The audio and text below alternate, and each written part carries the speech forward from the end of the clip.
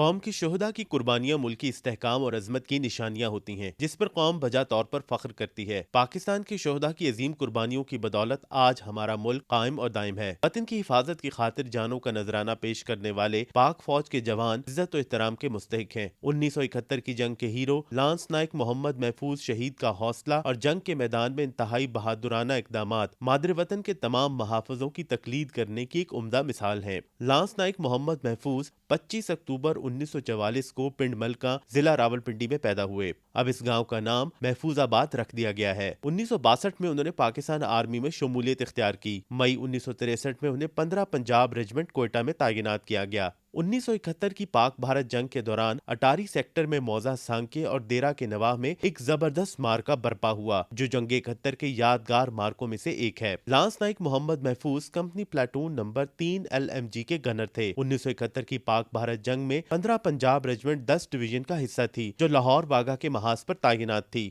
17 دسمبر کی رات کو لانس نائک محمد محفوظ کی کمپنی کو پل کنجری پوسٹ گاؤں اٹاری سیکٹر پر حملے کا حکم ملا۔ دشمن کا علاقہ تھا جو کچھ بلندی پر تھا۔ دشمن کی ایک کمپنی اس پر متعین تھی جہاں دشمن نے دفاع کے لیے بہت مضبوط مورچہ بندی کر رکھی تھی۔ پاکستانی کمپنی جو اندھیرے کے باعث محفوظ تھی فائرنگ کرتے ہوئے آگے بڑھ رہی تھی۔ پاکستانی پلاٹون دشمن کے مورچے سے 70 گز دور پہنچ چکی تھی مگر صبح کی روشنی پھیلتے ہی دشمن نے ان کی کمپنی پر کارگر فائر کرنا شروع کر دیا۔ دشمن کے توپ خانے اور گنوں کی فائرنگ اتنی شدید تھی کہ ذرا سی حرکت کا دوسرا نام موت تھا۔ دشمن نے پہلوؤں اور سامنے سے ہر اول پلاٹون کو گھیر رکھا تھا اور مسلسل فائرنگ ہو رہی تھی۔ لانس نائک محمد محفوظ نے ہمت نہ ہاری اور دشمن کی طرف فائر جاری رکھا۔ اس دوران دشمن کا ایک بم ان کے قریب پھٹا جس کے ٹکڑے ان کے جسم پر لگے اور ٹانگیں بھی شدید زخمی ہو گئیں۔ ان کی گن بم کا گولہ پھٹنے کے باعث ناکارہ ہو چکی تھی۔ انہوں نے قریب ہی شہید ساتھی کی گن سنبھالی اور رینگتے ہوئے دشمن پر فائرنگ شروع کر دی۔ اس دوران انہوں نے دیکھا کہ دشمن کی ایک گن ان کے مورچوں پر تباہ کن اور مؤثر فائر کر رہی ہے۔ لانس نائک محمد محفوظ اسی طرف بڑھے اور دشمن کے مورچے سے تقریباً 10 قدم دور کھڑے ہوئے۔ اس دوران دشمن نے انہیں دیکھ کر گولی چلائی جس کے باعث ان کے ہاتھ سے گن چھوٹ گئی مگر وہ بہادری سے دوڑتے ہوئے دشمن کے مورچے میں کود پڑے اور دشمن کے گنر کی گردن دبوچ لی۔